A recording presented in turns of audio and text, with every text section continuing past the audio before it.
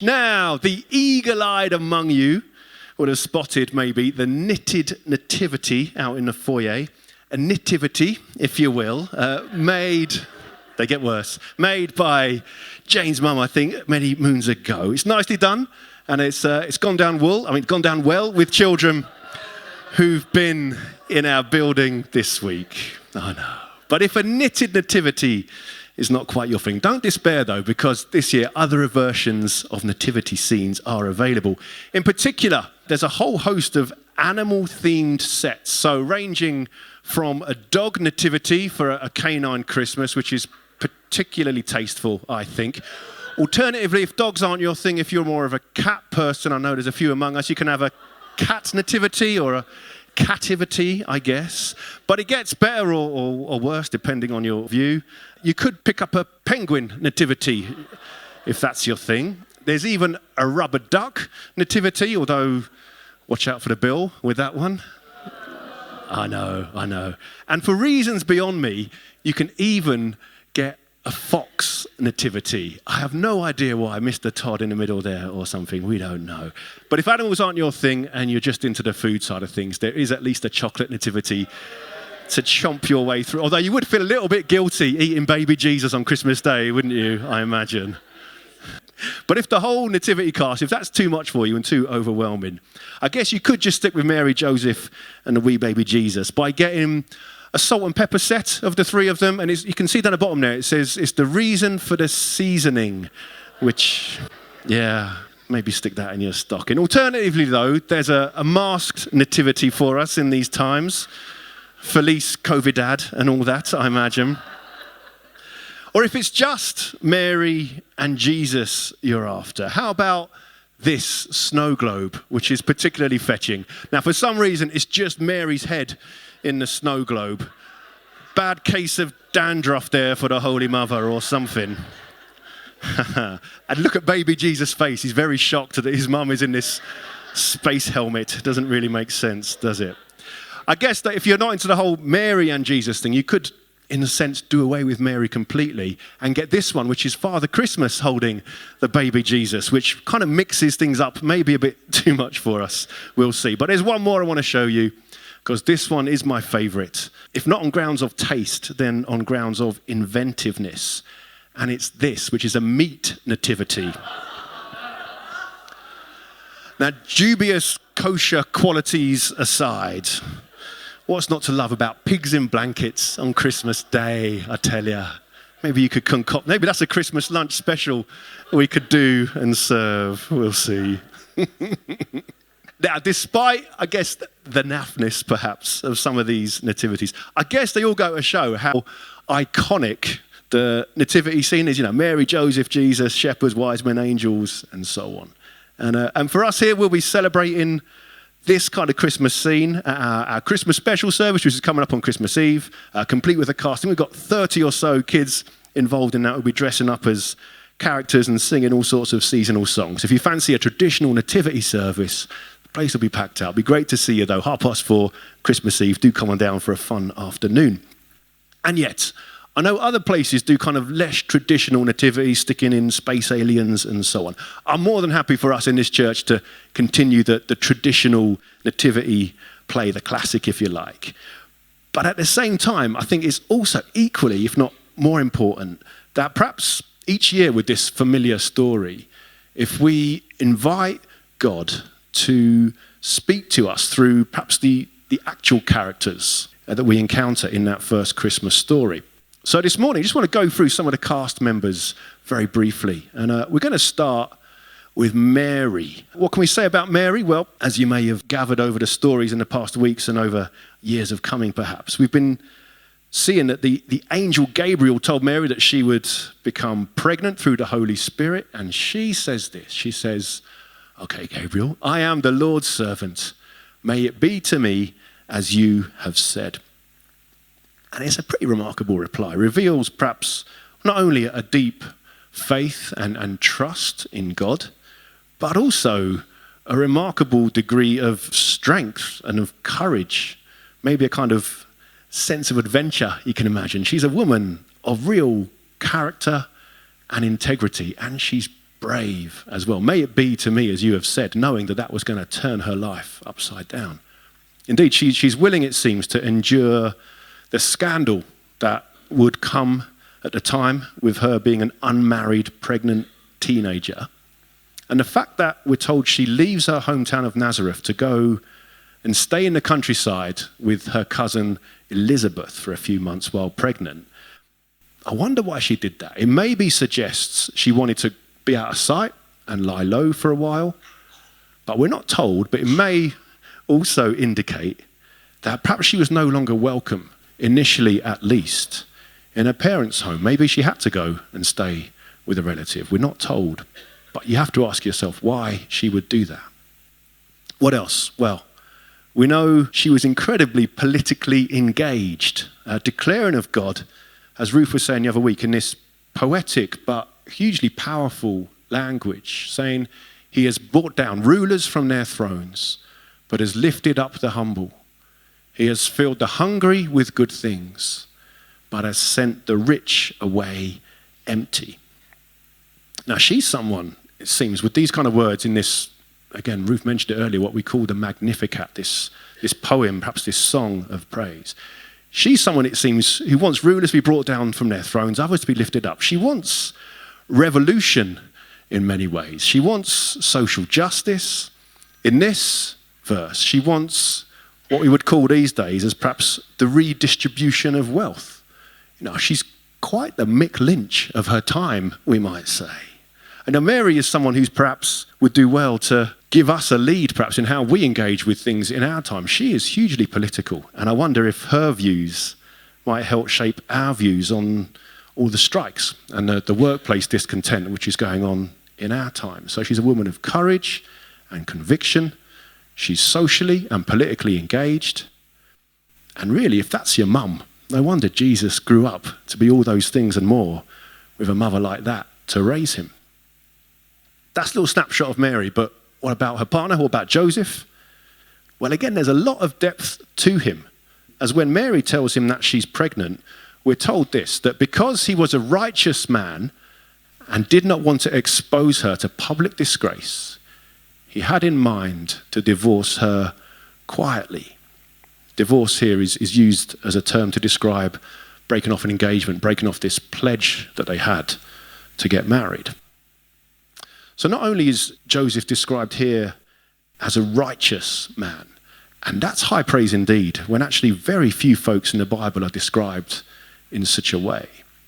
He's also got a good heart, it seems. He's very compassionate because he chooses, or he's willing to choose, to go down a route of not publicly disgracing Mary when he would have understandably suspected her of having an affair, but instead suggests actually just go quietly. Let's split up quietly. And yet when Joseph is told in a dream by God about the circumstances of Mary's pregnancy and how actually he shouldn't be afraid to take Mary as his wife, well, clearly Joseph is also a man of deep faith and trust, just as Mary is.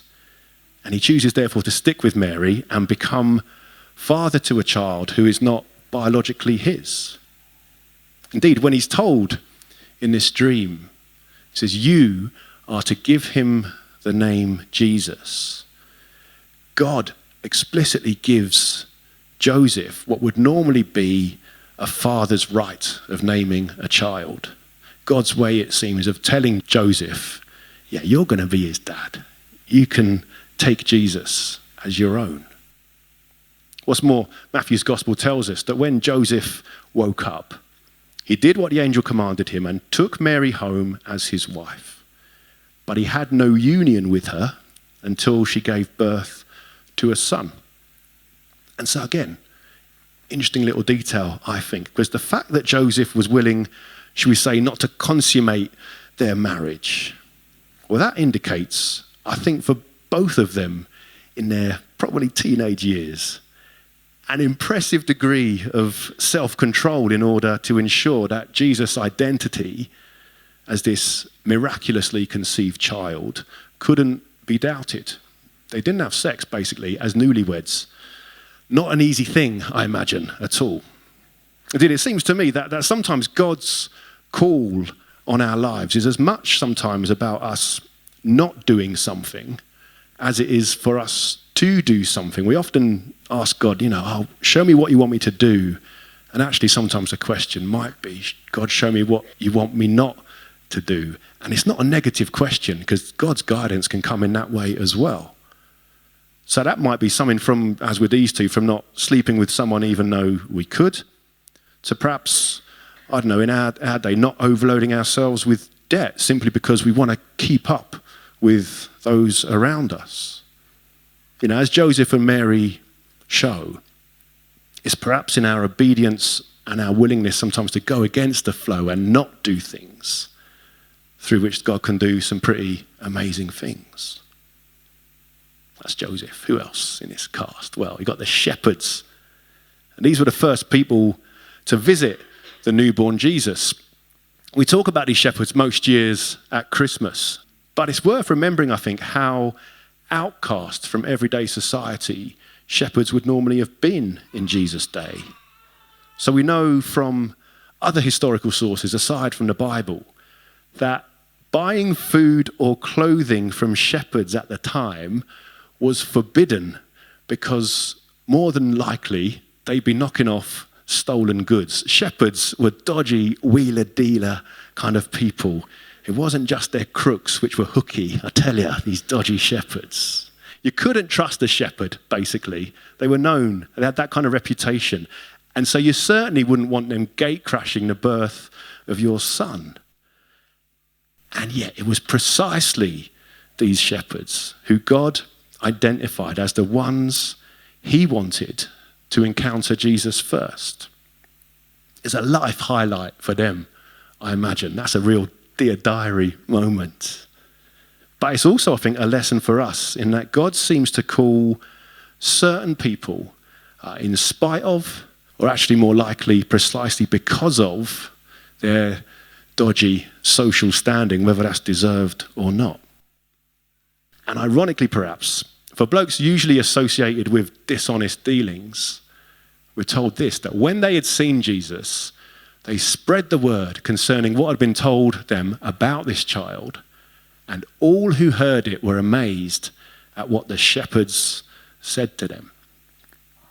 So you think about this. I think it's a kind of delightfully mischievous thing that God does here, choosing to pick the dodgiest of geezers to be the very first evangelists, the ones who would share and declare to all who would listen that Jesus had been born. It's a birth which, as the angels who appeared above them said, was to bring good news of great joy for all people. See, the fact that God had invited these otherwise social outcasts, these shepherds, to witness such a special birth, well, they'd have been bursting, I imagine, with the reality that Jesus was indeed good news of great joy for all people, but most of all, he was good news of great joy for them personally. Their testimony would have been personal. This good news was their own story now to share. They'd seen Jesus with their own eyes. It had become their story. And maybe that explains why the people were amazed when they heard what they said. And so again, it strikes me perhaps as we think about these shepherds and what they might mean for us today. Like we might feel perhaps sometimes on the fringes perhaps of sort of social settings. We might never feel like we quite fit in. We might feel like we lack a bit of credibility, especially with matters concerning our faith, maybe. We might feel that doing our job at the moment, perhaps it's a mundane kind of night shift like the shepherds were doing as well. Whatever we feel, however we feel perhaps insignificant or on the margins or on the fringes or so on, the shepherds tell us that God sees us, God sees you, and he calls you, calls me to share in our own way, in our own voice, with our own experience, the way in which Jesus is good news of great joy for you and for me personally. Because if Jesus is good news for us as individuals, if Jesus is good news for me and for you, then we can be pretty sure that other people will cotton onto the fact that Jesus can be good news for them as well. It makes it personal, not some kind of distant prospect, I suppose. If I think about how I talk about my faith, yeah, I'm kind of upfront here, but I don't share my faith really with a kind of church hat on. So I simply talk about and try and demonstrate as best I can through how I live the difference that God's goodness and God's love makes to me in my life. And I know many of you do exactly that same kind of thing in your way too. I think the shepherds show us that sharing the good news of Jesus doesn't need us to have particular qualifications or speak in a certain way. We don't even need to have lived a righteous or a virtuous life.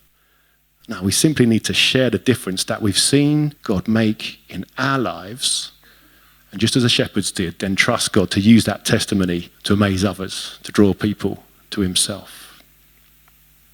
That's the shepherds. But one final little group in this cast of nativity characters. And I spoke about these last week at the carol service, so catch up online if you fancy checking that one out. But the arrival of these people, the wise men, magi from the east as they're called, offers us, I think, a very different angle to the shepherds in particular on the way God might surprise us with who he chooses to involve in this most famous of stories. Now, as I mentioned last week, the fact that these wise men were probably from a different religion and were associated with astrology and even magic, hence their name, Magi, is rooted in a kind of practice of magic. We'd think they wouldn't exactly be prime candidates to be cast in the Christmas story. And yet, here they are. They're drawn to Jesus by a star, as their astrology would have told them, to offer him 3 gifts which each speak of the way Jesus was born to be a king, hence the gold, born to connect us to God, hence the frankincense, which was usually used as the smoke rises as an aid to prayer. But he also gave this gift of myrrh because they believed Jesus was born to die. Myrrh being an embalming spice usually rubbed on dead bodies. So yes, these wise men, as we were saying last week, they got distracted perhaps by going to visit Herod first. But by choosing these gifts, I think that reveals their heart, if you like. Reveals that they'd clocked some pretty key things about who Jesus was and who he would grow up to be with the gold and the frankincense and the myrrh. And so when they arrived, it's no wonder that we're told they bowed down and worshipped Jesus, because they knew somehow that they were in the presence of someone who deserved their worship. They were in the presence of God, even as a newborn baby. And just as Mary and Joseph and the shepherds have things to teach us today, I'd say, what might we therefore learn from these wise men? Well, I think for me, it's the importance of us not limiting God in who he might speak to us through.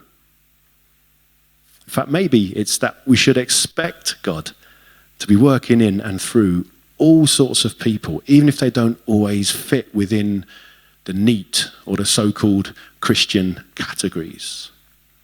Again, if we recall with the shepherds, they shared the news from the angels that Jesus had come as good news of great joy for all people. And that means in the Christmas story and beyond, that Jesus was just as much good news for these wise men, these Zoroastrian astrologers from the East, as he is for you and for me. That means Jesus is just as much good news for Muslims as he is for Christians. That means that Jesus is just as much good news for self-declared atheists as he is for those who wear their faith on their sleeve. And yet, of course, being that good news for all people means that Jesus will in his own way be drawing, I would say, all people towards himself, encouraging and offering them the joy of knowing him and him alone as the way and the truth and the life.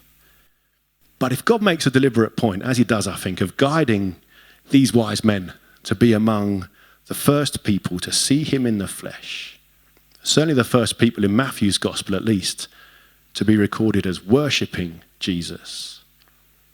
Well, it seems to me that we do well this Christmas and beyond to ask God to keep our hearts and minds open to the ways in which he is already at work in our friends and our neighbours and our work colleagues, and how we might hear from God through them, as unexpected as that might be. And I guess for our part, above all, it seems to me we do well to ask God to use us as the wise men, as the shepherds did, to help all people of whatever background of belief they might be, to encounter the inclusive, incarnational, inspirational love of Jesus through the way we're able to share the joyful news of his love with those we live alongside.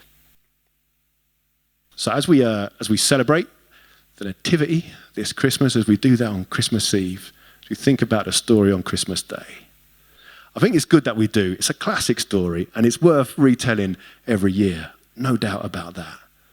And yeah, by all means, whatever you want to do in your own homes, if you want to stick up some kind of nativity, that would be a good thing as well. I don't really mind if it's dogs or not cats. I hate cats, but dogs, foxes, meat, whatever. Put up whatever kind of nativity scene you feel inclined to. The story is a great one. But I think perhaps as we see those characters in the story and we watch that familiar tale, I think my prayer is that in amongst all the busyness, in amongst all the cliches that come with the story, my prayer is that we would allow God to speak to us afresh of the wonder of just who he called and why he called them to be the main players at this first Christmas time. Amen.